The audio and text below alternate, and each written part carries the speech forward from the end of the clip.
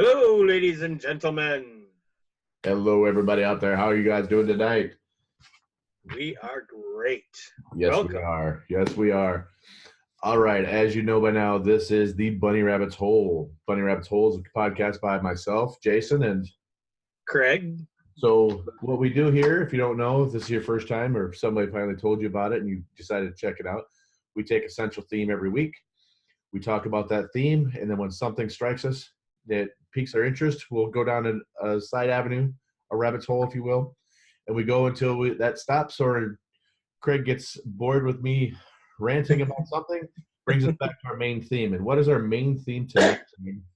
Our main theme tonight is ghost stories, but I want to add to that. We do research every topic every week, and we research both sides of the topic. So, we're not just catering to one narrative. We research the for and against, and we also include our own opinions because this is entertainment. And if you don't like it, go away. Then there's other podcasts out there. Go to your local podcast app. If you don't know what those are, there's great ones, Spotify and Stitcher and a bunch of others. You probably found us at one of these. Go find something else. Right. Go just put in keyword, I'm a pussy. And then we'll come up with all kinds of like fluffy bullshit that'll be right up your alley. So won't trigger you. That's out of the way. This is the type of stuff that we talk about. And if you don't want to listen any further, then bye-bye. Right. So today we're talking about paranormal. Yeah, paranormal. All right. And I know I say this in almost every one of our podcasts, but I really love this topic. I do too.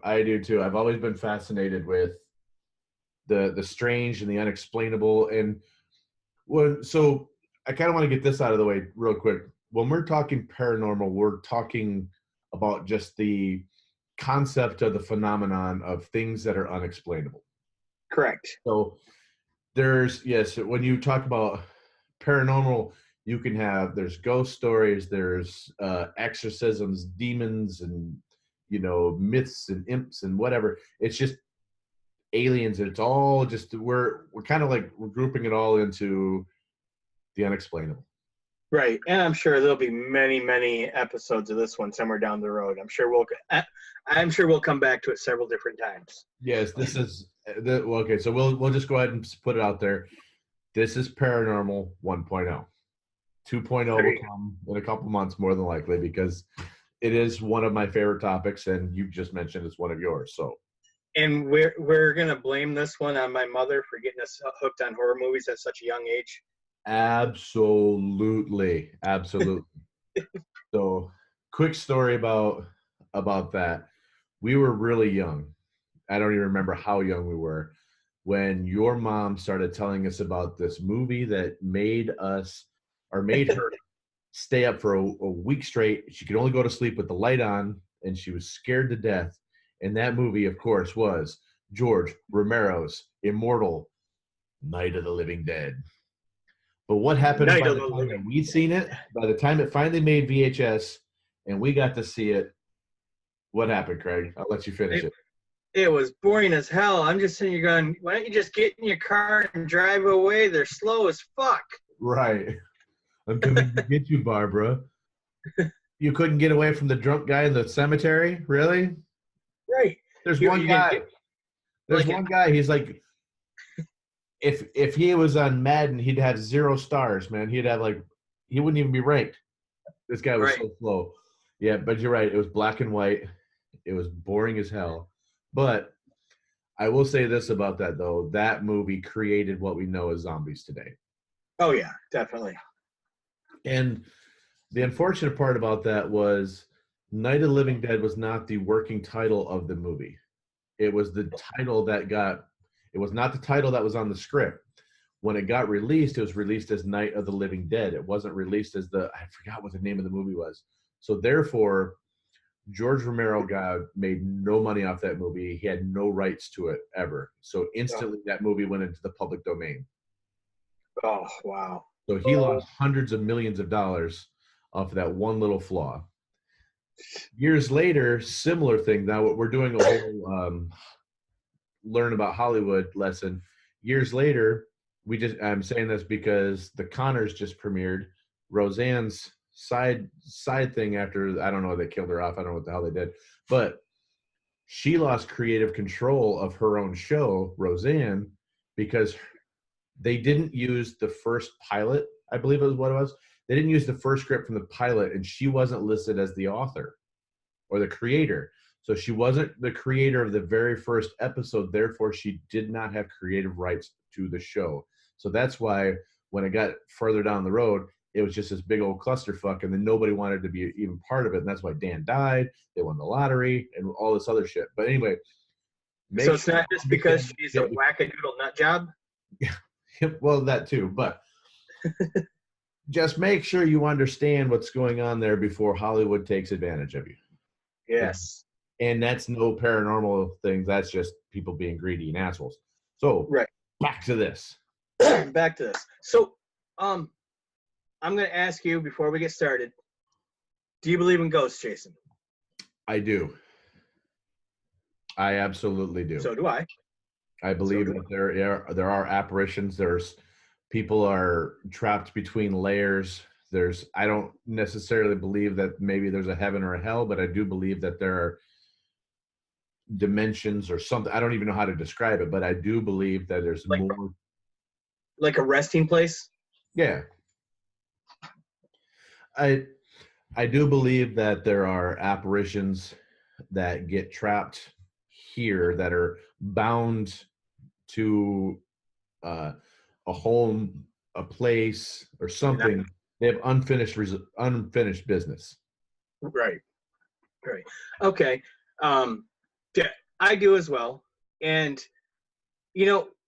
I was thinking about all this, and a good portion of society believes the same way we do, because if they didn't, we wouldn't have all these ghost hunter shows, all this other shit going on. And I got to thinking of it. Is it just that maybe we just don't want to let people go? Is that why we believe in this? Yeah, that's part of it. That's part of it. Now there was a recent survey. When you start researching things, they always say things like recent survey. So I'm just quoting their recent survey. As many as 3/4 of Americans believe that they believe in the paranormal in some form, and nearly 1 in 5 claim to actually have seen a ghost. Huh. Well, do you know when the first ghost stories were written? No. One of the very first recorded ghost stories was written in the 1st century AD by a Roman author named Pliny. And it was just in letters he wrote that an old man with a long beard rattling chains was haunting his house in Athens. Oh, wow. There was also a Greek writer, Lucian, and another Roman writer, Claudius, who also wrote some ghost stories. And then in 856 AD, there was the first poltergeist reported at a farmhouse in Germany. It tormented families by throwing stones and starting fires. So, yes. So not only was this apparition interacting with them, it was actually being violent and had enough ability and strength to physically move objects in our world and hurl them at it. Yes. That's intense. Yeah, and see, we touched on this in the Halloween episode and stuff like that. Us as the entire world, it's not just the American society, all have a fascination with the dead. Yes. Yeah, absolutely. I'm going to slaughter it, but Dos de Muerta. Oh, yeah. The Mexican Day of the Dead. Yeah. So they have a festival around it. Right. And it's kind of, and if you don't know what that is, just go watch the movie Coco. Right. Well, then, every culture does. Every culture has a certain, we talked about it in the Halloween episode about the American version, blah, blah, blah. But and I know that there are a lot of people out there who are going to go, ghosts, that's bullshit. You'll have the psychology aspect of it. I'm going to let you go into that. Mm-hmm. Yeah. So you're right. There's a lot of different aspects of it. And so one of the things that Adam Adam Waits. It's Waytz. He's from Northwestern University, just north of Chicago, here in the U.S. Now, he was saying that most of these things are easily explained as anthropomorphism, or is another common way that we understand these events. And what that really means is that you're making it real in your own head.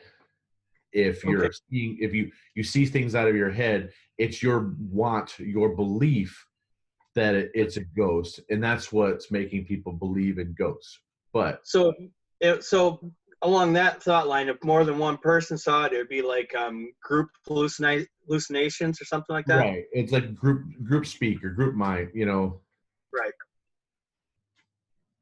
So, but one of the other things that he went on to Waits goes on to say is we create beliefs in ghosts because we don't like believing the universe is random, which to me is kind of that's just a no, it doesn't kind of response to the whole thing. It's, to me, if you're a highly educated individual, then you probably should come up with a bigger and better response to it. So there was another guy, I can't say guy because I only found the last name to this person. It's Riki, but they said they found that believers have a weaker cognitive inhibition compared to skeptics.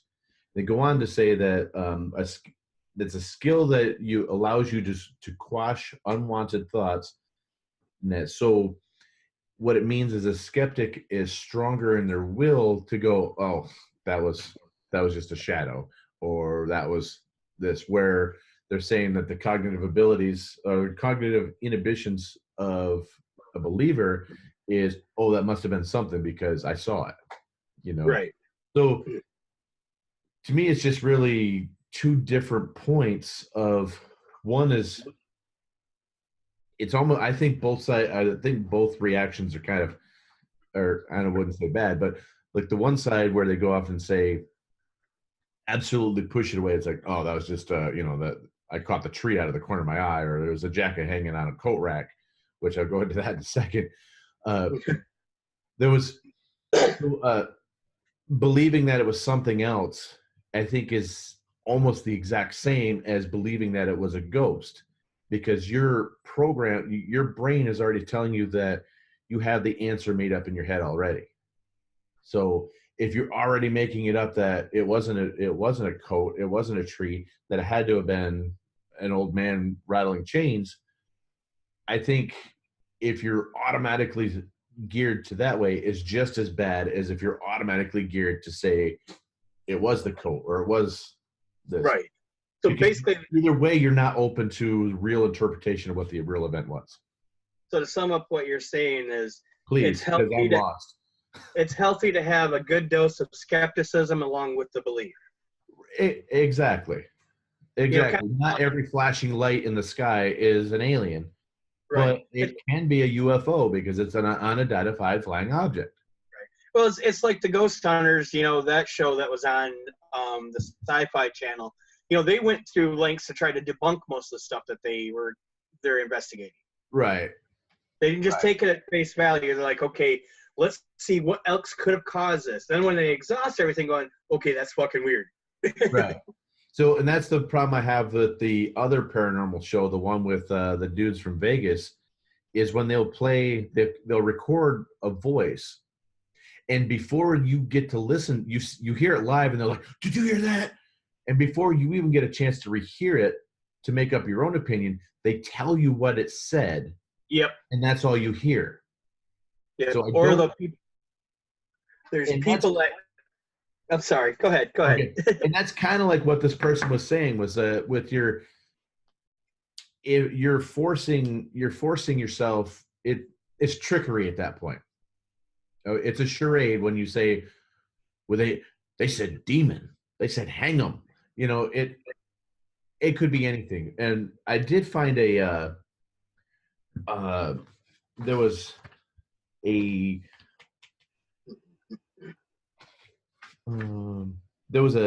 test where they had a bunch of people Okay, I can't find it. I'll find it in a little bit. Okay. It was a test that they gave to a bunch of people, whether they believed it or not. These people went through and they played a little clip for them. The clip had absolutely nothing in it, but they told them what it said. So people that were skeptics and people that were believers were all hearing the same thing. Right. So that's kind of why I don't like that part. Besides, and then I don't like the anomaly detected of the little stick figure dancing. Yeah. Oh, the other one, like I've been watching this one on YouTube. They just have a YouTube channel. That's it. It's like the Paranormal Files or something like that. And they use what they call a spirit box, Mm-hmm. which they say voices come through. But to me, it's like a lot of static, and it could very easily be picking up a walkie-talkie signal. It could easily be picking up a radio signal. And they're all using radios. Right. They're not communicating via cell phone. They're not, they're all using walkie-talkies essentially. Right. So it very easily. What movie did I just watched a movie the other day? It was about it was a brother and sister that were fake paranormal investigators. We've watched it. I believe it was on Netflix. I can't remember the name of it right now, but that was one of the tricks that they used, whereas they would go into these people's homes and make them try to believe that they needed this girl, the sister who was a medium, who'd go in. They would go in there and they do that. But that was the trick that they used to get the box to squawk. Was the one would hit the button on their walkie-talkie, and it would make noise. And they had the person that was the victim of the homeowner was sitting in the back with them, or their little command center. It's like, did you hear that? They'll all freak out. But, right. Well, and the other thing is, every one of these shows all have this spooky music going through them. I would, get rid of the spooky music because I want to hear what's going on. Right. Not told what I'm supposed to hear what's going on. Right.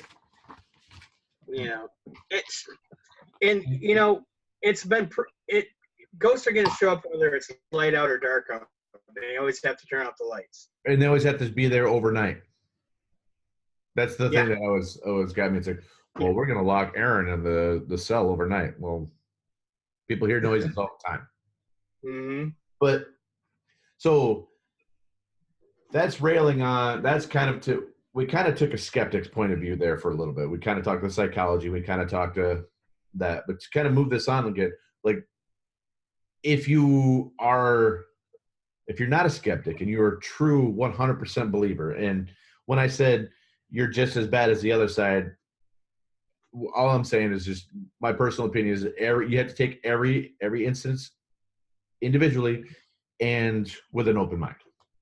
Right. But and a grain of when you are not alone though if you are a believer. And some very high profile people throughout history are believers. And one of the coolest stories that I found in the research was soon after World War II, Winston Churchill was visiting the White House, and he had a scotch and a cigar and took a long bath. And as he got out of the bathtub, he was walking back into the room. He's seen the ghost of Abraham Lincoln. And now Churchill's completely naked. Right. And he looks at President Lincoln and says, "Good evening, Mr. President. Seems you have me at a disadvantage." And he says Lincoln smiled at him and then he disappeared. Now, well, that's funny. I mean, yeah, because everybody. I mean, most people know about good old Abe. There's I want to touch on something else that goes along with the fascination of the dead. And this is something that happened, or that it was a common occurrence in the beginning of the 20th century, the end of the 19th century. Mm-hmm. And they were called Memento Mori, which translates to "remember you must die." And that's when people would take photos of their deceased loved ones. Oh yeah, this was a weird trend. Yeah, and they had to do it within 24 hours before decomposition set in. Mm-hmm. But they would pose with their dead loved one, or just take a picture of the dead loved one. And it just goes along with that, fascination of the dead and what happens after. I think that's what's really what really gets people is that what happens after you die, because nobody knows for sure, and you won't until you die. Right. But I mean, this was just a really creepy trend, and you can look it up online. It's like I said, it's Memento Mori, MEMENTO, then MORE, and Yeah. it's just taking pictures of dead people. But it wasn't just when you okay, to give the full effect of that, it wasn't just taking a picture of the deceased child or grandma or whoever it was. They would dress them up and pose them with the family. Like there's some of the pictures of like grandpa sitting in a chair in the front and the rest of the family's around them, but grandpa's dead. Right. Picture. The same thing with that, like mothers holding babies that are deceased, and it was a really weird thing. But then going back to that, there was another trend that was earlier than that, was taking death masks. Oh, now, yeah. What they would do is shortly after you died, they would pour make a plaster mold of your face, and then people would put that on their walls to remember their departed. But one of the most famous death masks you probably have seen and probably have kissed in your life, because an unknown woman who passed away, they found her death mask and they used her face, and that became the face of the CPR doll. Rescue Annie. Rescue Annie, yes. So every time that you've kissed that, you're kissing the face of a deceased woman that died a couple hundred years ago, or 150 years ago. Right. Throughout all these stories and stuff like that we've read and we've researched, and you, the audience, have heard, and movies you've watched, everybody talks about the witching hour. Like, be careful, the witching hour, and they're saying it's midnight. It is not midnight. It is 3 a.m. Right. Yes, exactly. And like, if you go back and listen to our magic episodes, the number 3 is very symbolic within magic. Right. And I did some research on that because I've always been fascinated by it. In folklore, the witching hour or devil's hour is a time of night associated with supernatural events. Creatures such as witches, demons, and ghosts are thought to appear and to be at their most powerful. Black magic is thought to be most effective at this time. In Western Christian tradition, the hour between 3 and 4 a.m. was considered a period of peak supernatural activity due to the absence of prayers and the canonical hours during this period. Women caught outside without sufficient reason during this time were sometimes executed on suspicion of witchcraft. The phrase witching hour was first recorded in 1835. Psychological literature suggests that apparitional experience and sense presence are most common between the hours of 2 and 4 a.m., corresponding with the 3 a.m. peak in the amount of melatonin in the body. Mm. So if you've ever woken up around 3 in the morning and felt like something wasn't quite right, you might actually be onto something. It's not just middle of night jitters, but there's more to it. The 3 a.m. slot is regarded by paranormal experts as a time when pure evil, either demons or entities from the spirit realm, make their presence felt. And they say that this is the time that the veil between worlds is the thinnest on every day. A lot of people wake up thinking they had a bad dream, or without any reason at all, feeling a chill in the air or a worrying feeling in your gut, and you kind of put it down to, it's just nothing. But chances are there's something going on. And the thinking behind the specific time of 3 a.m. is that it's a deliberate mocking of the death of Jesus Christ, who they say died in the middle of the afternoon at 3 p.m. Mm. So just like turning the cross upside down is a deliberate lack of humility or respect for Christ, the inversion of 3 p.m. to 3 a.m. is thought to be demons using the opposite hour to torment humans. Oh. You grew up Catholic, so the number 3 is also synonymous with the Holy Trinity, the Father, Son, and the Holy Spirit. Right. And a lot of horror movies use the devil's hour as a pivotal moment in their stories. But clocks will stop at like 3:07 a.m. and blah blah blah. Right. But there's something more to the number 3. Now, throughout my life, I have researched, because I've been fascinated by it, like demonology. Mm-hmm. Um, to the point where I was younger, that I researched to the point of realizing that I'm better off being ignorant about it. Right. So I stopped.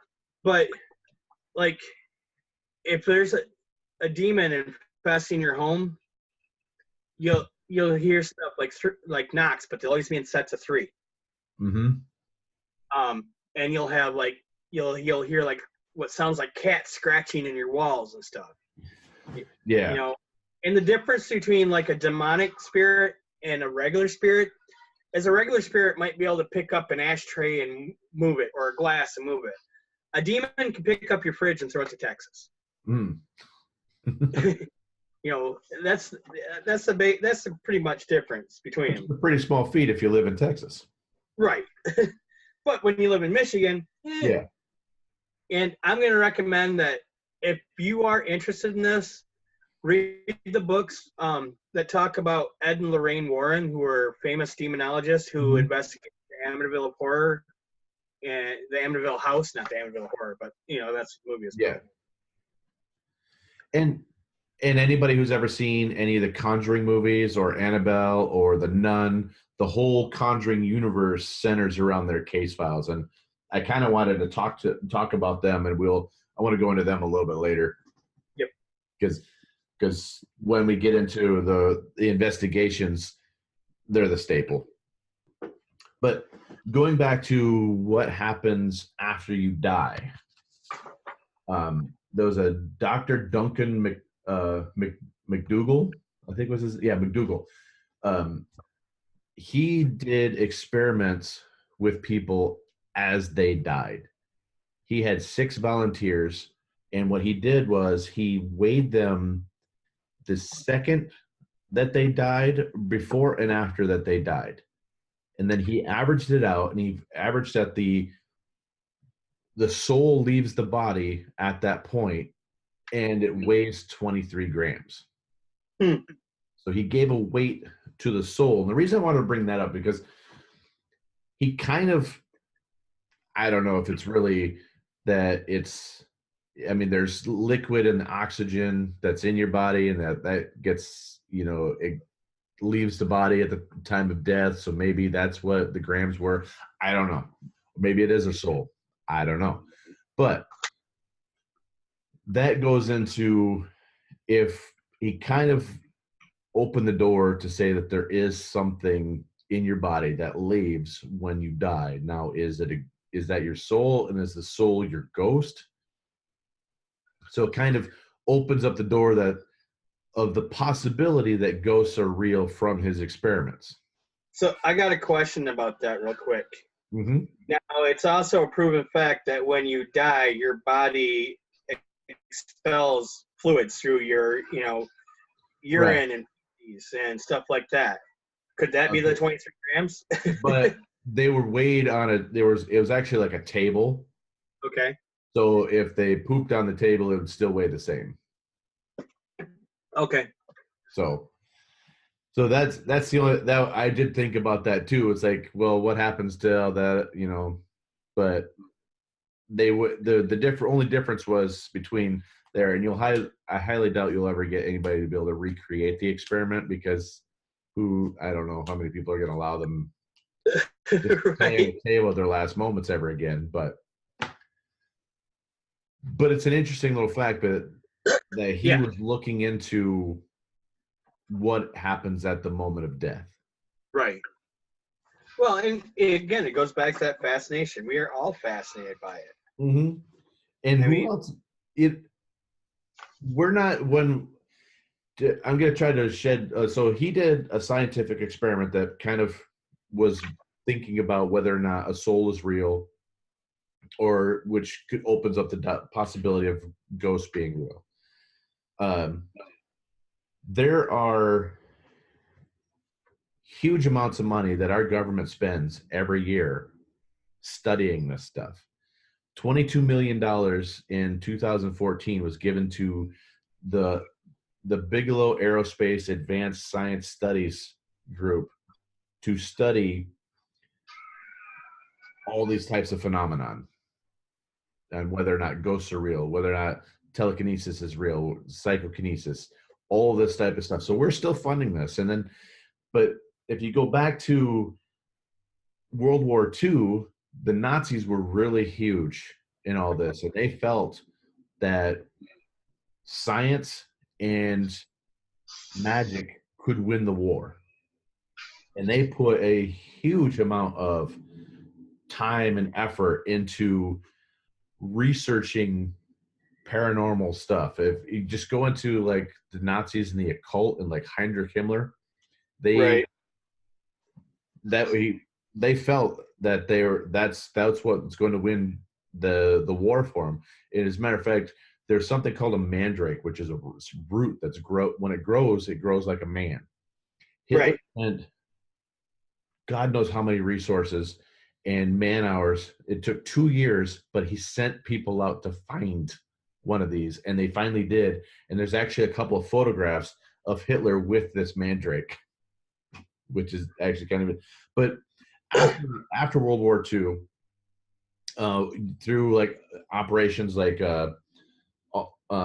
Alsos, there was Operation Alsos, and then there was which is a scientific intelligence initiative after the war, and then we also had Operation Paperclip, where we went in and we took all these Nazi scientists. Well, between those two, we got a lot of the research that they did, and after that, we opened up our own paranormal investigative net research, and that spread into the CIA doing mind control experiments. And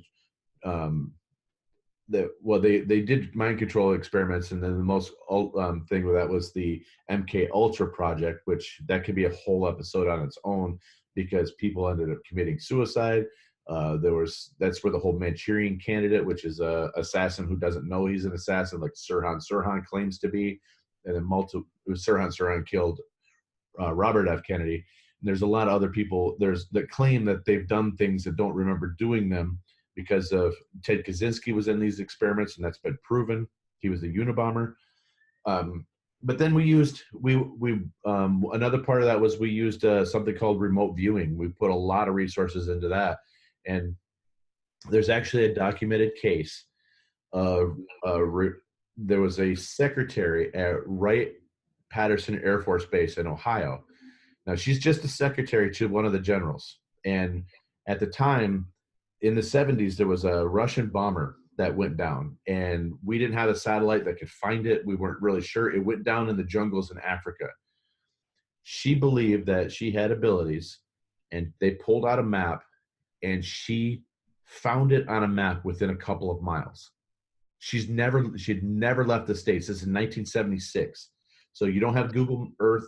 You don't have satellites. You don't have any of this other shit.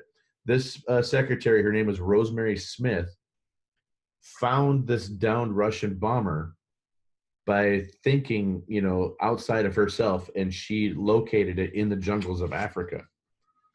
Okay, explain remote viewing for people who don't necessarily know what it is. Okay, so remote viewing is where you can it's people with certain psychic abilities claim that they can step outside of themselves and kind of go into an astral plane, a different dimension, if you will, and look down and pinpoint things see things somewhere else in the world. So they're almost like, I guess the best analogy would be, in the old days of casinos, they used to have security guards that would walk rails or catwalks up above, and they could peek through little holes and see if people are cheating at different tables. Right. It's kind of the same thing. They're the security guard in the back room, but now they, without actually leaving their seat, they're up in the catwalk, walking across, and they're looking down at the table games. But this, they can do it and look in on anything in the world. There's no walls. There's no distance probabilities to overcome. So that's one of the few documented cases where it actually did work, and whether or not it's true or not, I don't know, but it's a fun story that the secretary found this from Ohio. Well, you hear all sorts of stories about, psychics consulting with the police to help find killers or bodies and stuff like that. Yeah, and there's several cases where they've worked where the cops were at a loss and somebody comes in and said, you know what, let me help out. And they do Right. it. And one of the other government funded projects that's probably one of the most well known is they tried to do psionics and psychics. They ended up taking all the work from that and they created the movie Men Who Stare at Goats. Right. Where they try to kill a goat just by staring at it. Yeah. So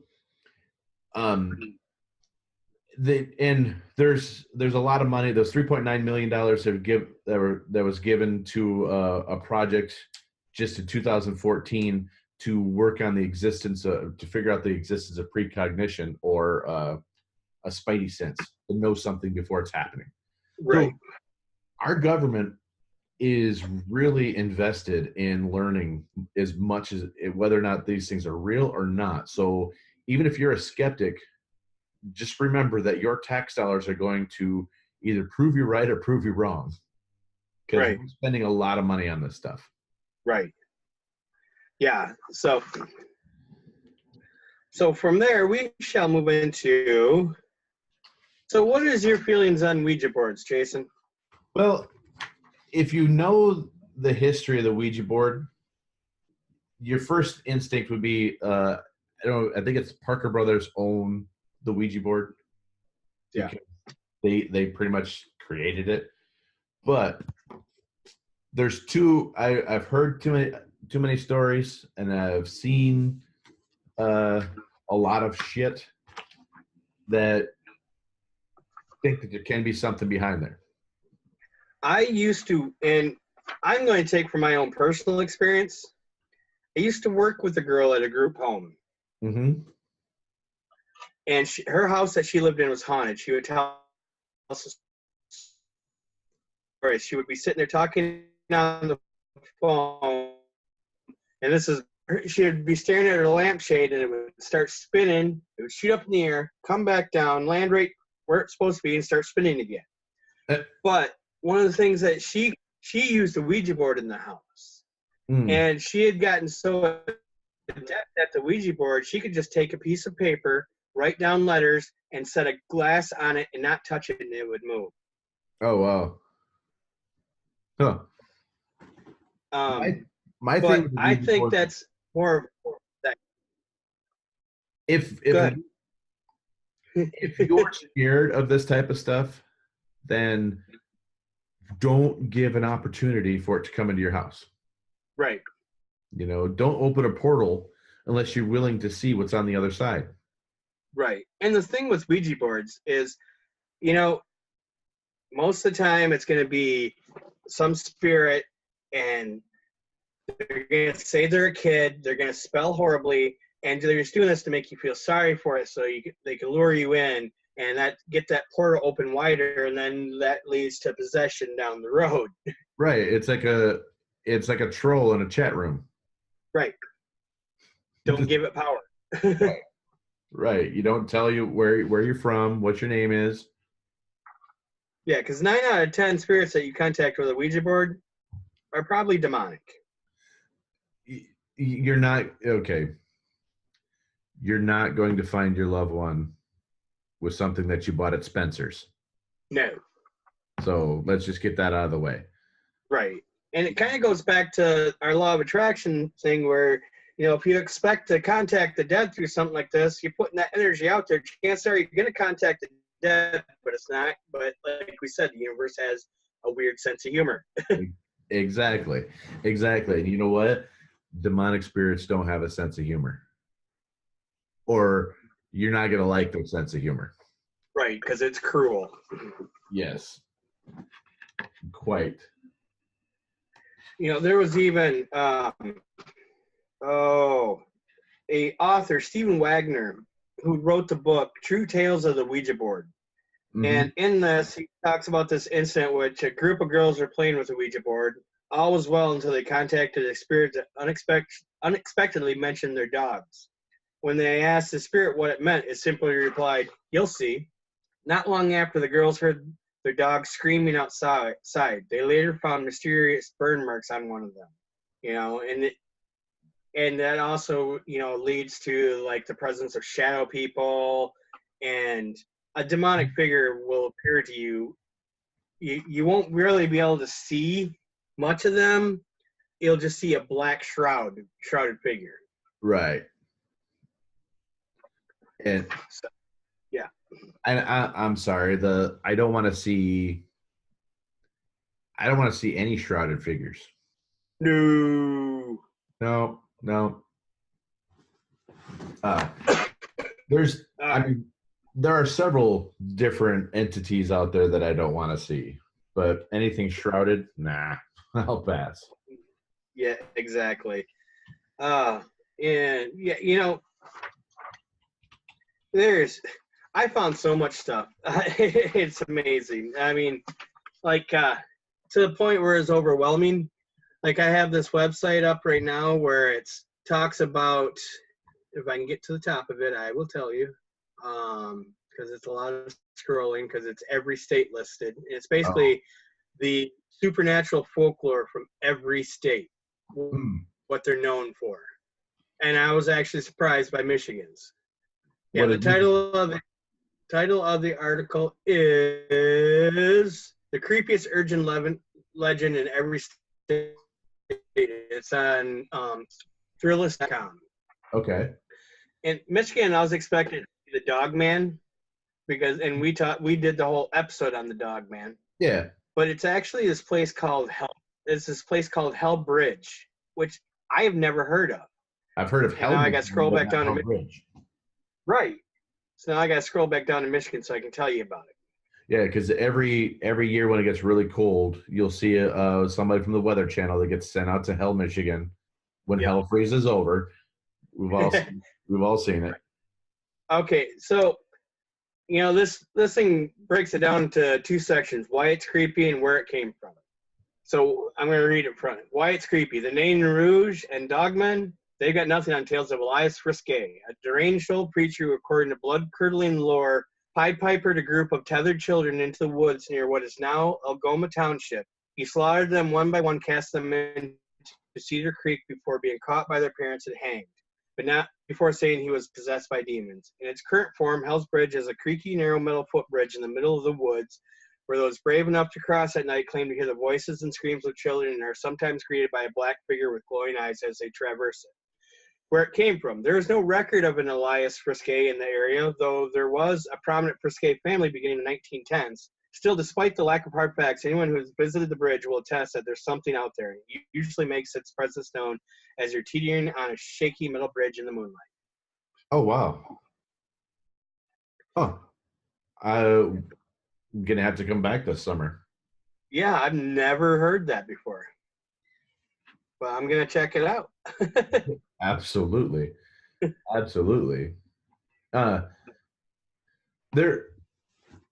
are a lot of really cool folklore creatures out there, but one that I mean, there's tons of them that I like, but one of the stories I really like is the Black-Eyed Children. Yeah. In Texas? Yeah.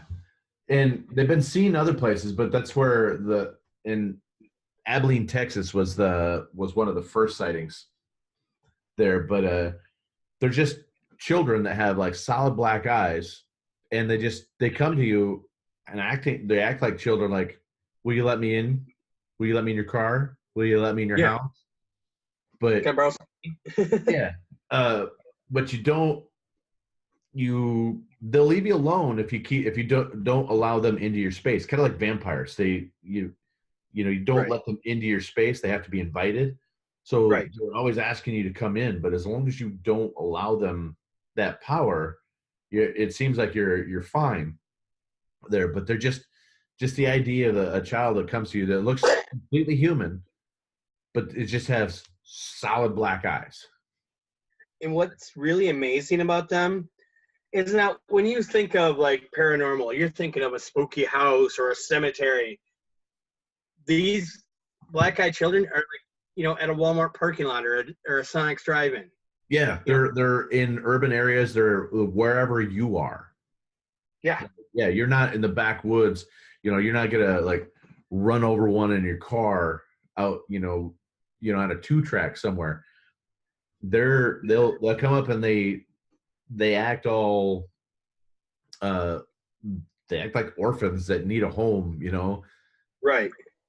Yeah, there's the first documented case of black-eyed children came in 1996 from reporter Brian Bethel, who had pulled his car into the parking lot of an Abilene movie theater to use the bright marquee lights to write a check. While filling out the check, two young kids who Bethel claimed were between 9 and 12 approached the car, knocked on the window, and asked for a ride home to grab cash to come back for the movie. The children, who totally unnerved Bethel, claimed they didn't have a gun, weird, before making eye contact and putting coal black eyes that Bethel later described as the sort of eyes one sees these days on aliens or bargain basement vampires on late night television. Nice.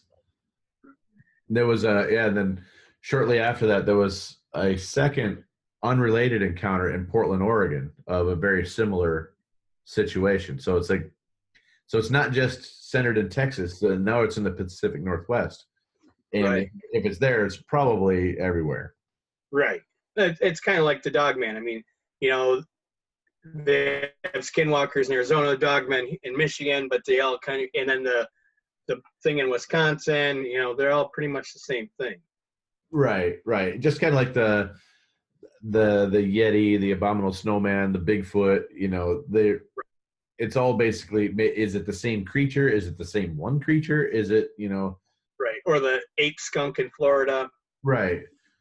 Yeah. So there are tons tons of these types of stories out there. Oh yeah.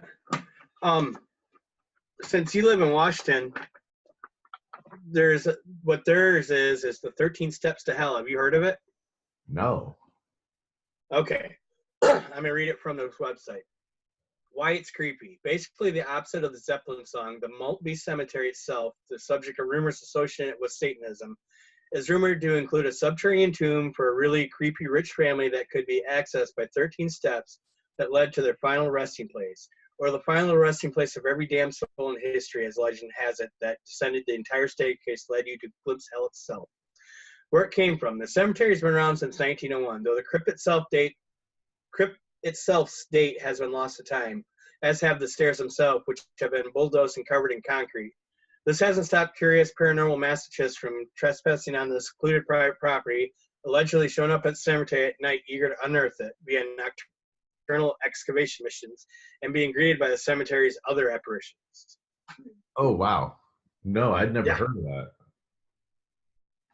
It's like I never heard of the one at the Hell Bridge in Michigan. Right. No, that's cool.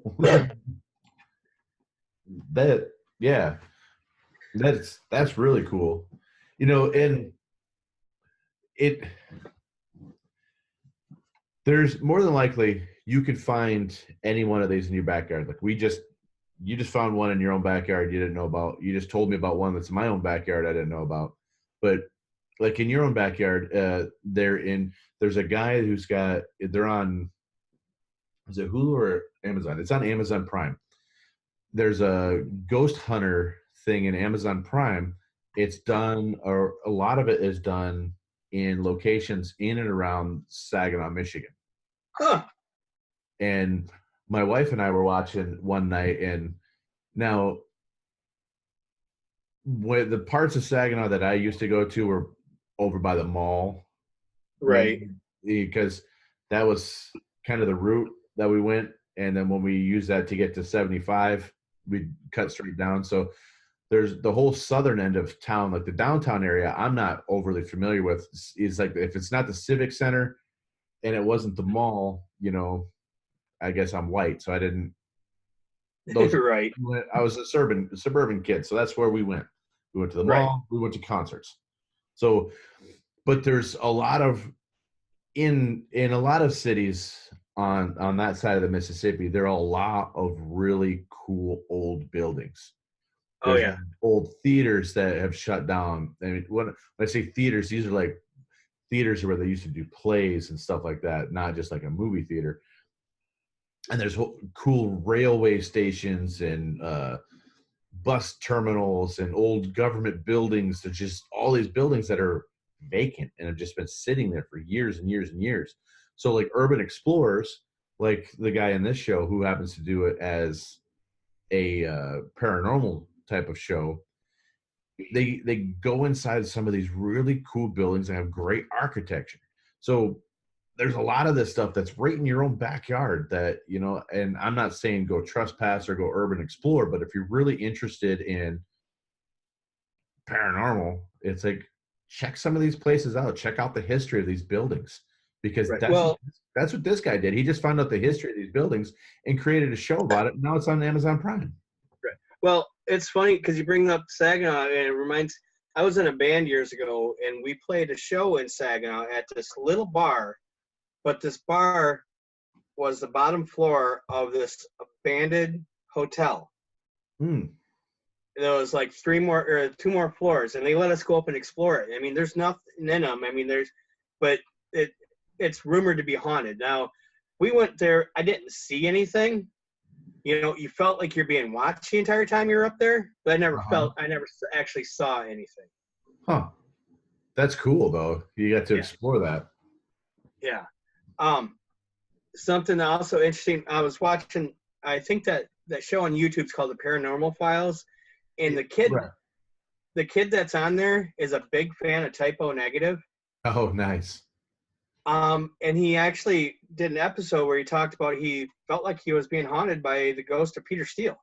You know what? That'd be a cool ghost to be haunted by. Yeah, but apparently Peter Steele was involved in witchcraft and stuff like that. And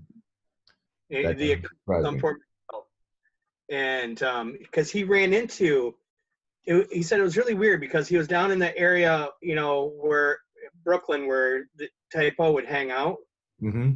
And he was at a laundromat doing some laundry real quick, and he didn't have like a Typo t-shirt or anything, but this homeless girl had come up to him, and she believed that she killed Peter Steele.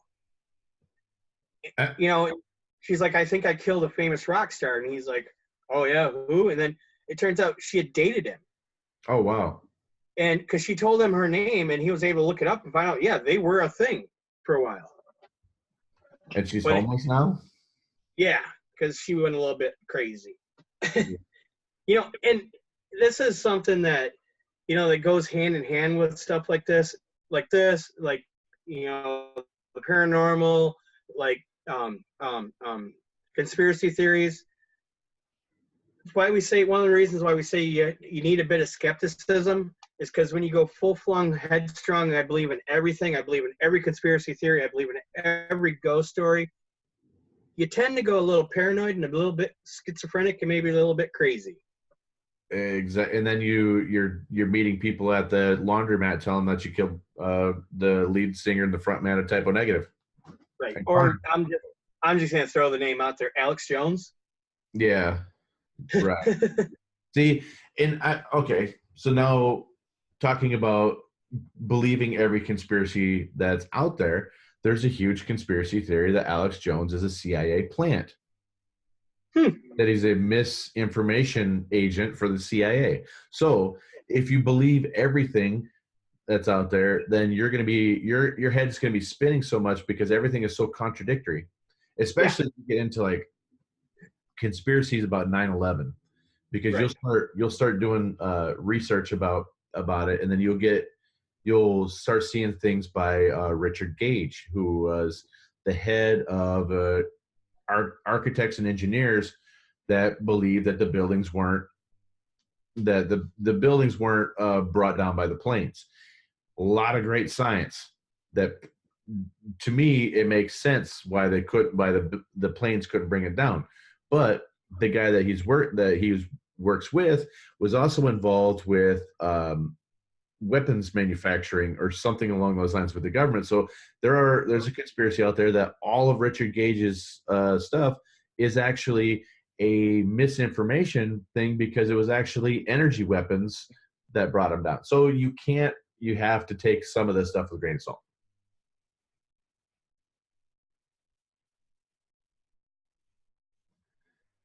I'm sure everybody has some sort of weird story from their life. Tell me about one from yours.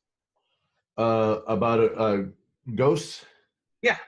Okay, so The home that my parents still live in this home. It was built, the front half of it was built right around the same time as the Civil War, and then the back half was built about 30, 40 years after that. When my parents purchased it, they purchased it in 84, I think, 83, 84. But part of it, they paid a couple extra $1,000 and got everything that was in the house. All the furniture, the dishes, the furniture, the appliances, everything. So the story went that the husband that lived in the home passed away, and then the mom got into bad health, and then she couldn't live in the home anymore. So they put her in a home after the dad passed away. The children did, and then they sold the home to us. Well, there was this desk that came in the house, and we moved it hundreds of times throughout the years, but there was this front bay window area that if you'd put that desk in that front window area, which it just seemed like it naturally fit there, every day at about 3:30, it would creak like somebody's pushing all their weight on the desk to stand up.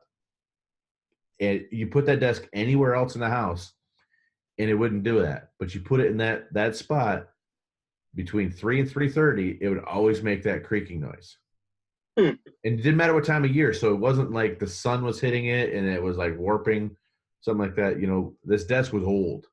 So every day when it was there, and then finally my mom finally just had enough. She's no more. I don't want to hear that shit anymore. So the desk never went in that spot again. Do your parents believe in ghosts? They're still pretty religious-ish. So I think they, I think as a Catholic, you're supposed to believe in spirits, good or bad. Right. So I think they do believe that there's, souls out there. But I don't know if ghosts, they'd actually believe in. Now, I'm pretty sure my mom believed before she passed, but I'm thinking my dad probably would just chalk it all up to hogwash. I could see your dad saying that, but I definitely believe that your mom believed in it. Oh, yeah. Yeah. So, go ahead. No, I was going to say there's a lot of stuff about, your mom was really into this a lot like what we are. And that's kind of the basis where I think that's kind of where, the love of horror films and all of this stuff came from, was spending time with your mom. Oh yeah, definitely. We did some stupid shit after watching horror films. Yep. My oldest son, actually, he believed that my mom saved his life. And so everybody out there knows my mom passed away about 2 years before my oldest son was born. So he was sick one day, and this was after I got divorced from his mother, and I worked graveyards at the time. So she worked during the day, and she didn't want to get the other kids sick, to ask me if I'd take him. So I'm like, sure. I called into work and took him because I loved having time with my kids. Right. He was probably 9 years old at this time. Mm-hmm. And, when, back when we were kids, we had a fever or something like that, our parents always tell us, go take a bath. Right. So I, of course, did the same thing to him. It's probably like 10 o'clock at night, and he's like, getting that hot, cold. I'm like, go take a bath. It'll help regulate your temperature and stuff like that, and then we'll give you some, aspirin or something. So he goes in to take a bath. I'm watching TV, and then like half hour later, he comes out and he's all excited, and he's not scared. He's excited. And I'm like, what are you all riled up about? He's like, Grandma saved me. I'm like, what? He's like, Grandma saved me. I'm like, you want to back up a little bit and explain that to me? He's like, yeah. He's like, I was laying in the bathtub, and I kept feeling my eyes closing like I was going to fall asleep. Then I felt, and while my eyes were closed, I felt something whoosh past my head and slam into the bathtub right next to my head and would snap me awake. He's like, I looked and there was nothing in the water or anything else. Grandma did that to wake me up so I didn't drown in the bathtub. Wow. I was just like, okay. And, you know, the more I think about it, because that house that I lived in, that my kids grew up in until they were like he was 9 or 10, right? He was like, no, he was in 7th grade when we moved out of there. So the other ones were like my daughter was like 3, my other son was like 6 or 7. But, you know, when we lived there, there was something in that house. And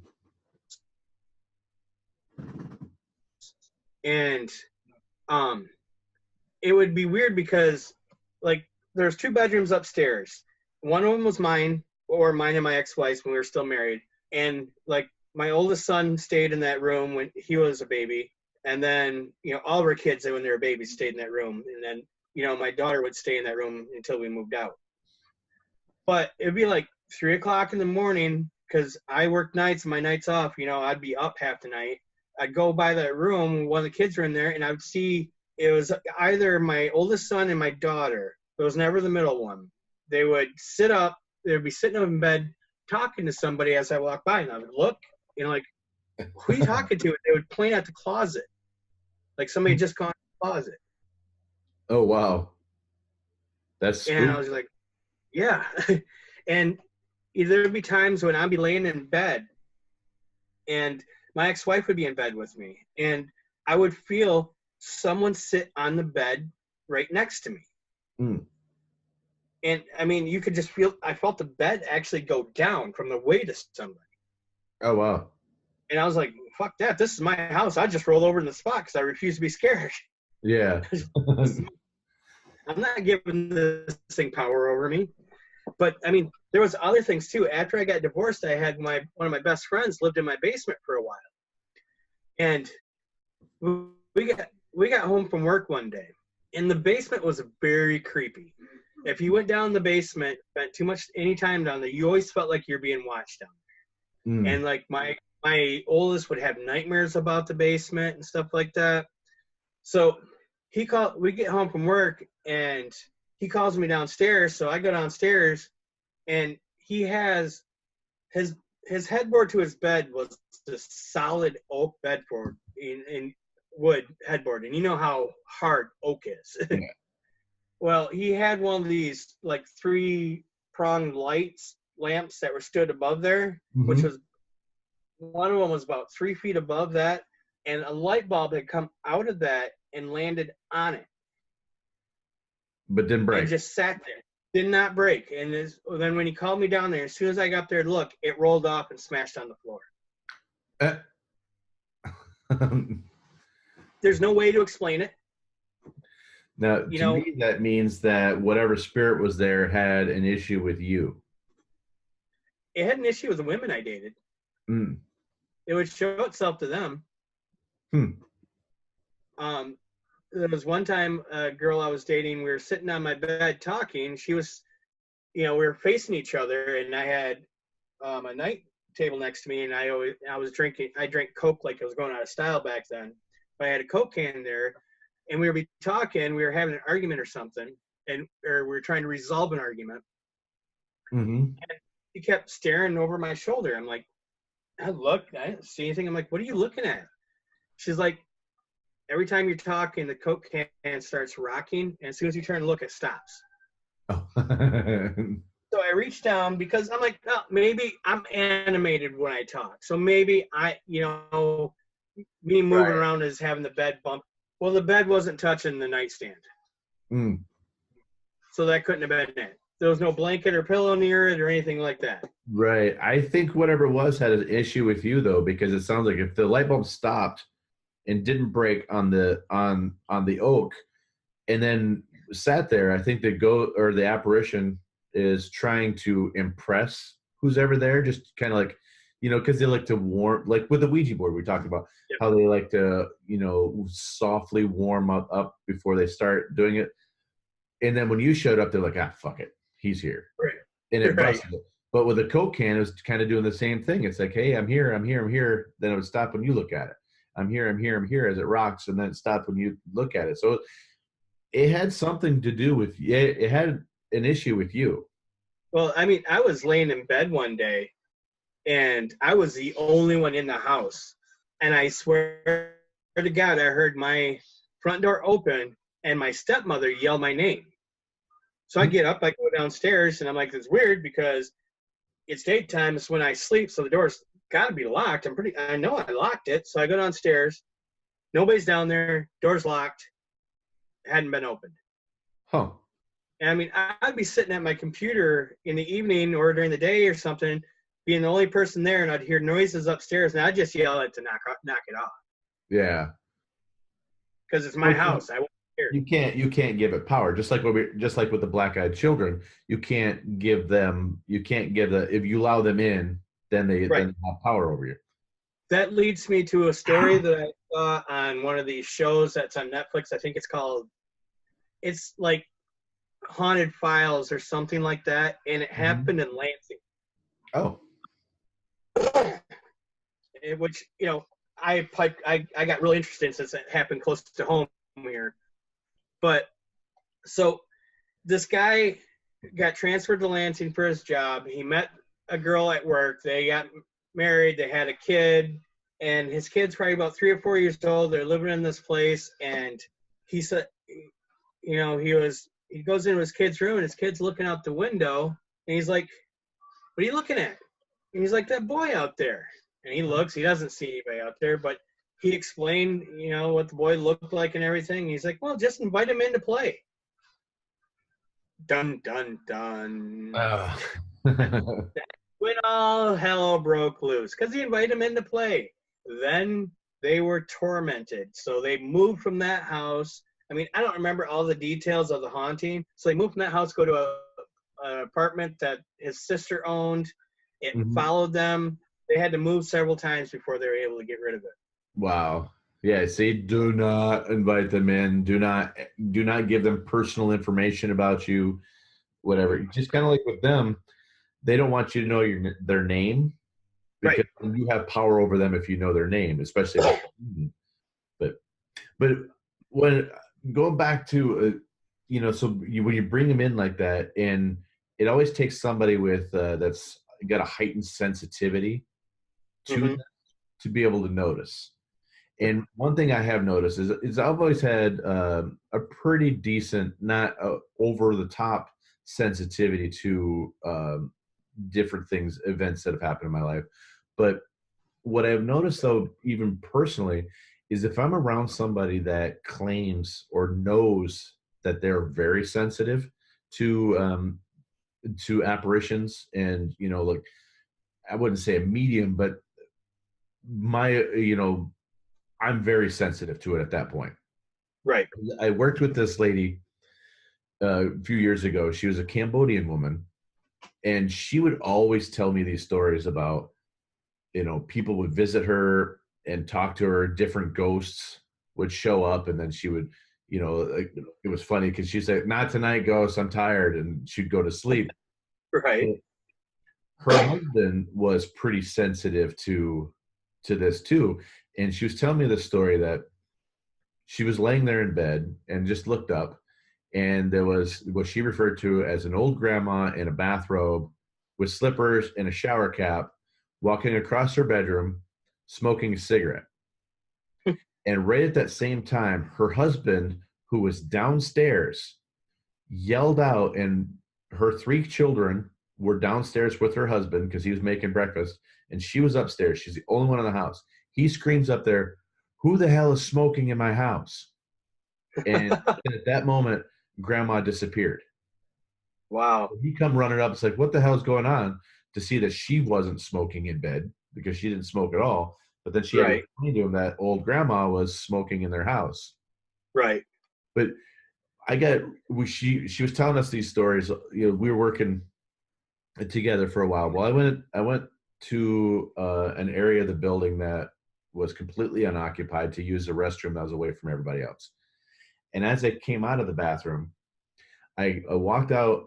There wasn't a door. It was just one of those, like gang bathrooms where you just kind of walk in and come around, like Yeah. airports, whatever. So as I came out, there was a couple of chairs that were sitting there, and I stopped and spun my head back to look at the chairs because I just, out of the corner of my eye, there was a little boy with like a bowl cut that had black hair, a blue and white striped shirt, and I saw him vividly out of the corner of my eye turn, and he's not there.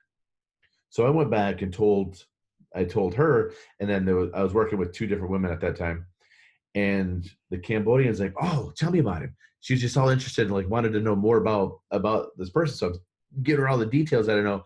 The other lady freaked out, started praying, and left the room. Oh my God. Like she went back to work. She's like, "Fuck this shit, fuck both of you." Well,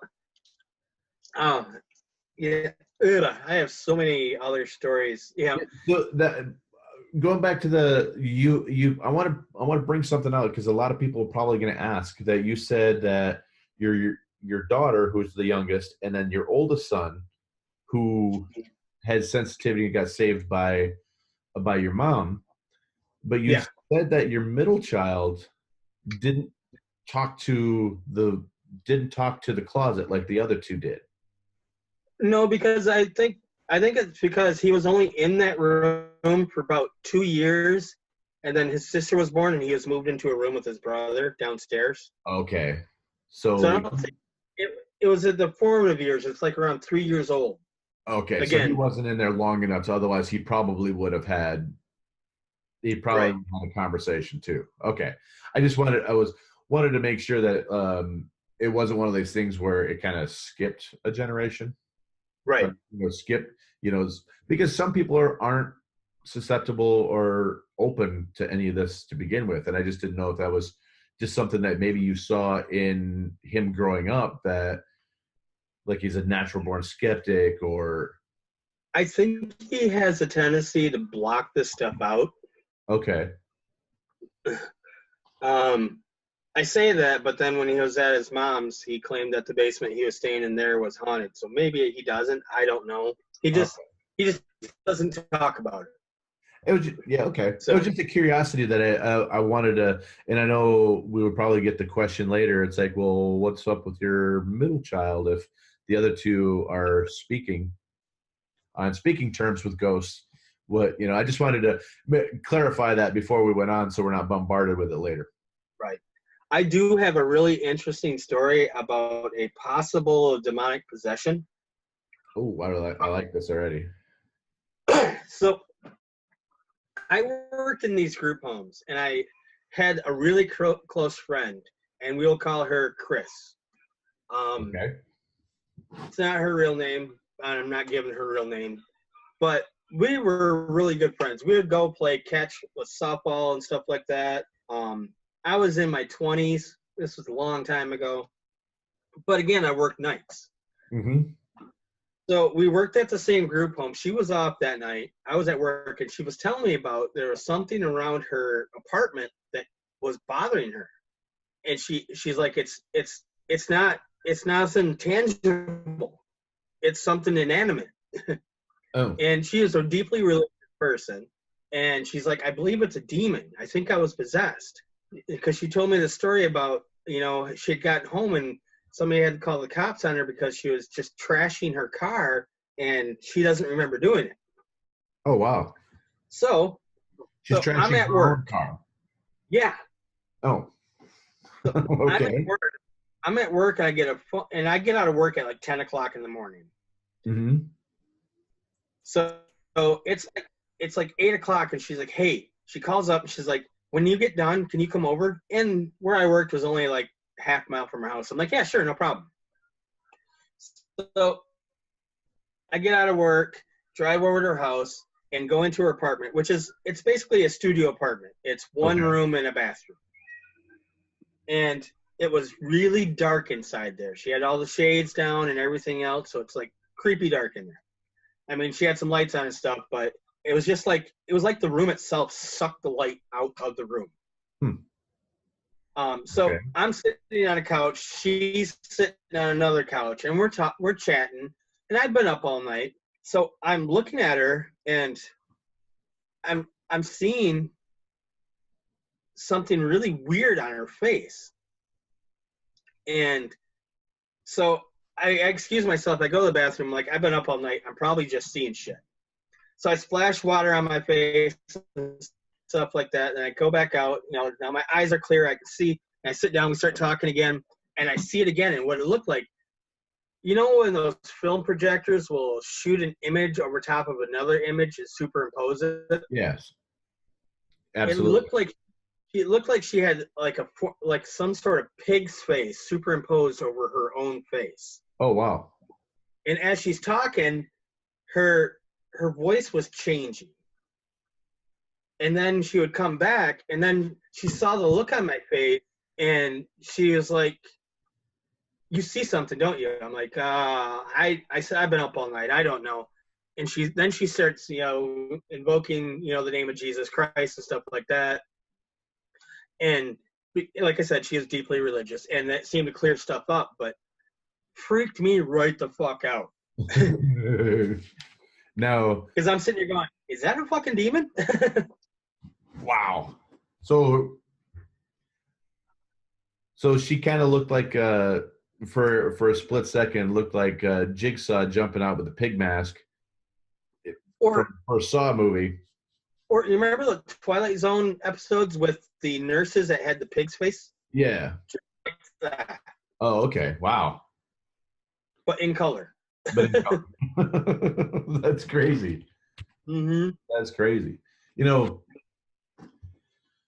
That kind of spirals into not spirals.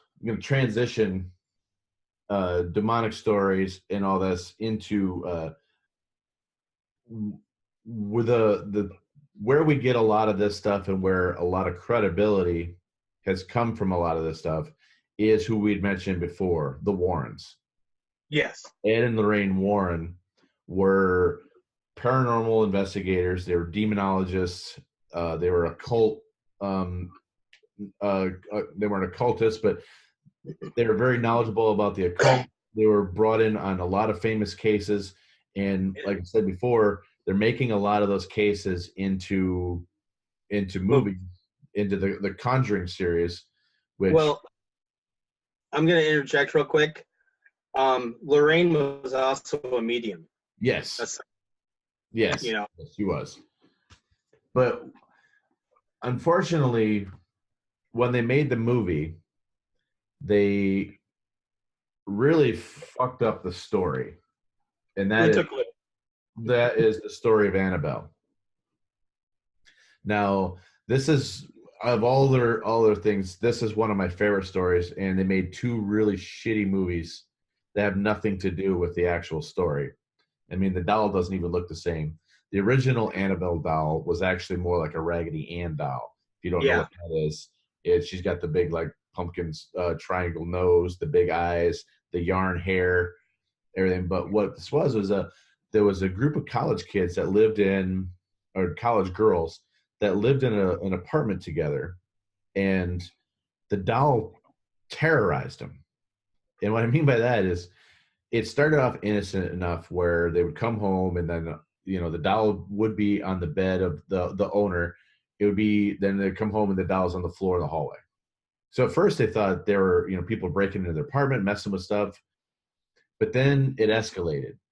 It went from, now they're getting notes written in like red liquid, red lettering, I guess. Then there was, the walls were getting written up, and then it finally escalated to the point where that the one girl's fiance, actually his roommate, had a fiance. He woke up with the doll crawled up his body and started strangling him in the middle of the night. Oh. And that's when they called the Warrens in. And to this day, if you go to their museum, you can see the doll, and you can see pictures of it online, where it's got a sign, just this really innocent looking Raggedy Ann doll sitting there, and it says, "Warning, positively do not open," and it's in a glass case. Right. Doll just sitting there staring at you. And I've never been there, and I want to go. I plan to go eventually, but I have talked to somebody who's been to their thing, and you just being in the presence of it. And this is probably kind of why this story resonates so much too, because I have a personal account of somebody that's been in the presence of this doll, and it's just one of the most soul crushing things that you'll ever experience, because those black eyes of this doll pierce right through your soul. Like they have some intelligence to them. Yeah, like there's more to it than just being some fabric. Right. Well, it's interesting because after Ed passed away, and he passed away a few years ago, Lorraine will not even go into that room anymore. Their museum, and his office was in that museum. And like I've watched some interviews on YouTube of Lorraine where she talks about, you know, some of their investigations with Amityville and stuff like that, where, you know, things followed them home. Yes. Now, one of their researchers took one of the coolest photographs ever taken, I think, and that was at the Amityville house, where they capture the spirit of a little boy on the stairs. They think it's one of the two DeSalvo kids. Is it DeSalvo's? No. Yeah. Well, the youngest one of those boys was they captured his spirit on camera, and they, you know, obviously people say it's a hoax, but once again, it was just like with the Solway Firth spaceman image. Kodak analyzed it and was like, if you can prove it's fake, they actually put out a reward. So they've analyzed it, and there's no, unless they dressed a little boy up with glowing eyes, it's a legit photo. Right. And he was somewhat translucent too, wasn't he? Yeah. It's kind of hard to fake back then. Yeah. And it'd be easier to fake today than it would be back then. Right. And they've had, you know, obviously everybody knows Amityville because it's been made into 1,000 different movies, and the house still stands today. That it was just recently sold, just like, you know, within the last decade. They have changed the address, so it's not the same address as it was before, and they took away the iconic windows in the front. The little eyes. Those are no longer part of the home, but the home still stands today. That movie scared the living hell out of me when I was a kid. Yeah. And it was the Lutz family, right? That was the second owners. Yes. That's what the movie was about, was they're occupying the home. And they really only owned the home for a month. Right. Yes. He's still alive. She passed away. Right. But what was I read some of Ed and Lorraine's books, and when they talked about Amityville, they said that what you saw in the movie barely touched what actually happened. They said that most for the scary movie. Huh.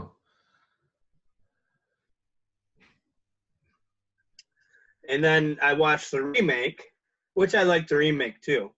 Mm-hmm. That's the one with Ryan Reynolds. But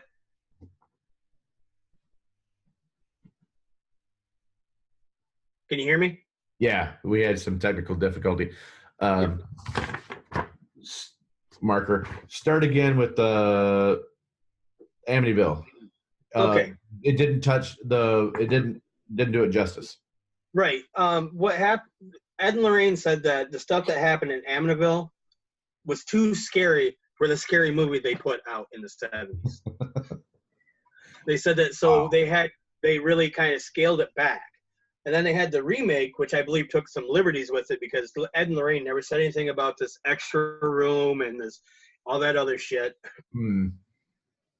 But when I was watching some documentaries on YouTube about it, there is a theory out that the oldest daughter was the one that actually went around and killed everybody, and then the son who's in prison for it found out and killed her, shot her. So he only shot the girl. Right. You know, that whole case is just weird to me, because how do you use a rifle and or shotgun to shoot, or whatever gun? They make lots of noise. Yeah. How can you shoot everybody in that house without anybody waking up? Right. That always perplexed me as well. So even if you don't believe any of the other stuff that, you know, the whole Lutz story of that home, even if you don't believe any of that stuff, that's one question you need to figure out. Right. How was the sound suppressed to keep in the two little boys that were shot were in the same room. Yeah. And Yeah. right next door was another sister. So Yeah. how the hell did all that go on? And the parents, not even the parents woke up. Yeah, there's something. Like you're saying, there's something more there. Yes. And if they're, I don't know, if I kind of believe that if the Warrens are saying that there's more going on there, I'll believe it. They've seen some Right. Yeah. You know, their books, because I read them, this would have been in the 90s that I read them. Okay. But they're really interesting and they're really informative. I mean, because Ed was a demonologist. Yes. He studied demons. He studied the occult. He was a deeply religious person, and so was Lorraine. But he also, you know, through the clergy and stuff, learned even more about it. Right. Yeah, and they were interesting. They're very interesting. If you want to know more about them, there's some great YouTube videos out there. I mean, you can see interviews with them, stuff. Check it out.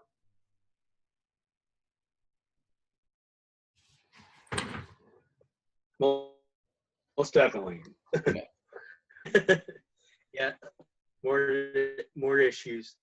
Yep. You want to take a quick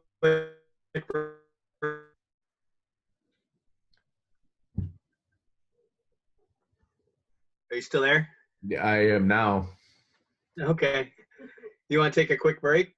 Yeah. Maybe we close this one out and then reopen a new one? Yeah, let's do that. I'm going to end this meeting right now, and then I'll send you an email in a second. Okay. All right. I'll grab it when you get done peeing. All right.